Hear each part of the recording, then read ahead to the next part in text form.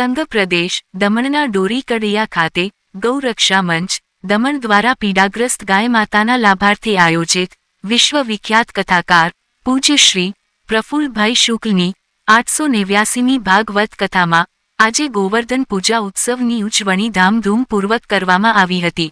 આ પૂર્વે પાંચમા દિવસનો દશાંશ યજ્ઞ સંપન્ન થયો હતો। મુખ્ય યજમાન શ્રી હર્ષલભાઈ પટેલ અને એમના પરિવાર દ્વારા નિત્યક્રમ અનુસાર પોથી તેમજ વ્યાસ પૂજન થયું હતું। સાથે મુસ્લિમ બિરાદર વસીમભાઈ સૈયદ દ્વારા પણ પોથી પૂજન કરવામાં આવ્યું હતું।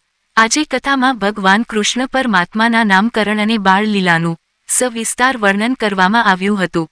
કથાકાર પૂજ્ય શ્રી પ્રફુલ્લભાઈ શુક્લ દ્વારા ગોપી ગીતના મંત્રનું સુંદર પારાયણ વિશાળ ભાવિક ભક્તોને કરાવવામાં આવ્યું હતું। જીવનની 889મી કથા કરતા વ્યાસપીઠ પરથી કથાકાર પૂજ્ય શ્રી પ્રફુલ્લભાઈ શુક્લે કહ્યું હતું કે બાળકનું નામ આપણા ધર્મ અને સંસ્કૃતિને શોભે એવું રાખવું જોઈએ। જે ભગવાનના ભરોસે રહે છે એના જીવનનું ભાર વહન ગોવર્ધનજી કરે છે।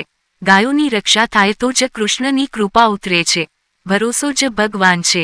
ઇન્દ્રિયોનો સમૂહ એટલે ગોકુલ, જે સદૈવ આનંદમાં રહે એનું નામ નંદ છે। યશ બીજાને આપી દે એનું નામ યશોદા।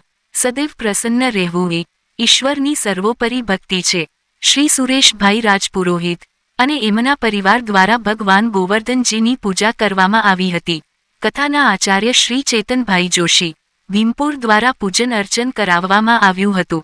આજે કથામાં દમણ જિલ્લા પંચાયતની સમગ્ર ટીમ શ્રીમતી રીનાબેન, ઉપાધ્યક્ષ શ્રી અશોક કુમારજી, શ્રીમતી તોરલબેન, શ્રીમતી મીનાક્ષીબેન, શ્રીમતી સુનીતાબેન હળપતિ, શ્રી ધનસુખભાઈ પરાગભાઈ, શ્રી ઈશ્વરભાઈ પટેલ, શ્રીમતી નિર્મલાબેન ભીમપોર, રાજસ્થાન દેવાદી સમાજ, દમણ માછી મહાજન સમાજ, શ્રી રિકેનભાઈ પટેલ, શ્રી સાજનભાઈ પટેલ, દિહેણ સુરત હાઈસ્કૂલના પૂર્વ પ્રિન્સિપાલ કેટી પટેલ, ભૈરવીવાળા ધીરુભાઈ ખાંડાવાલા અને મહેમાનો પધાર્યા હતા, જેમનું સ્વાગત દમણ ગૌ રક્ષા મંચ દ્વારા કરવામાં આવ્યું હતું।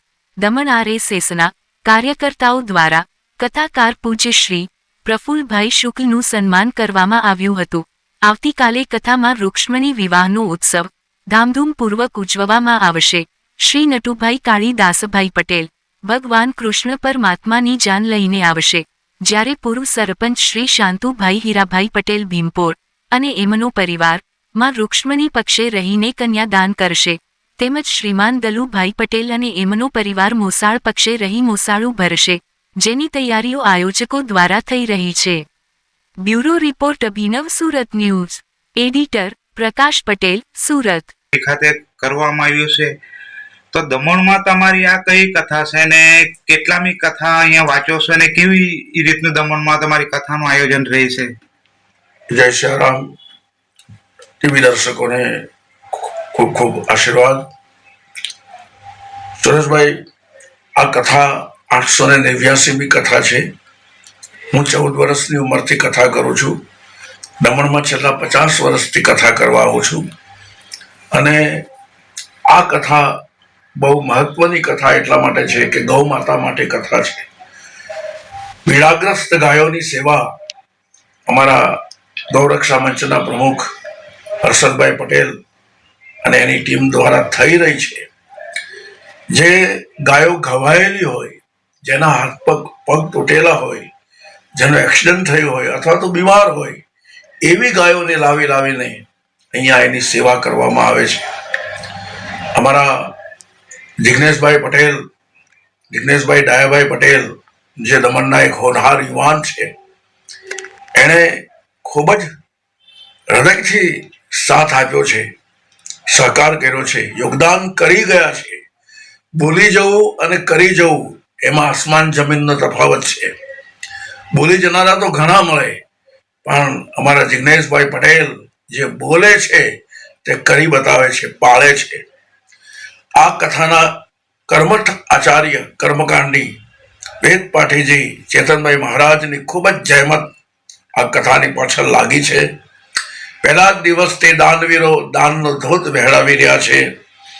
દમણ પ્રદેશ કોળી સમાજના પ્રમુખ ચંચલબેન પટેલ, ઘેલવાડ ડાભેલના સરપંચ હિતાક્ષીબેન પટેલ, કચ્છી ગામના સરપંચ અને પૂર્વ સાંસદ લાલુભાઈ પટેલ પણ આ કથાની અંદર સામેલ થયા. દીવ દમણ દાદરા નગર હવેલીના પ્રદેશ ભાજપ પ્રમુખ ભાઈ શ્રી મહેશભાઈ અઘારિયા એ પણ આ કથાની અંદર આવીને યોગદાન કરી ગયા. જિલ્લા પંચાયતના પ્રમુખ શ્રી પણ પધાર્યા. એ સાથે અગણિત દાતાઓ ખૂબ ઉદારતાથી આ કથાની અંદર દાન આપી ગયા છે. બાપુ સાનું વિરામો પાસે ગાય માતા માટે કથા રાખવામાં આવેલી છે, પરંતુ જે ગાય પાલકો છે તે રસ્તા ઉપર ગાયોને છોડી દે છે.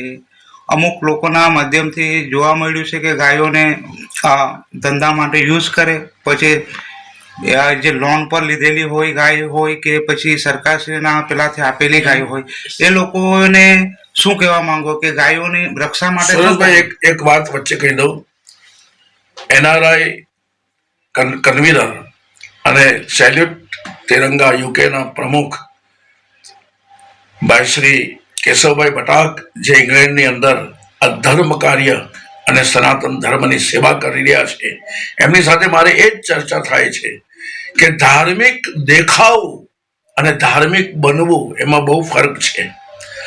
જે લોકો ગાયનો ખાલી સ્વાર્થ માટે જ ઉપયોગ કરે છે એ મહાપાપ કરી રહ્યા છે.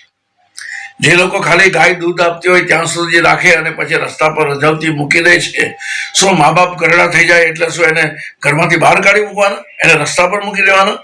ગાય એ માં છે, ભારતની રાષ્ટ્રમાતા ગૌ માતા છે, અને એનું જતન થવું જોઈએ, એની રક્ષા થવી જોઈએ.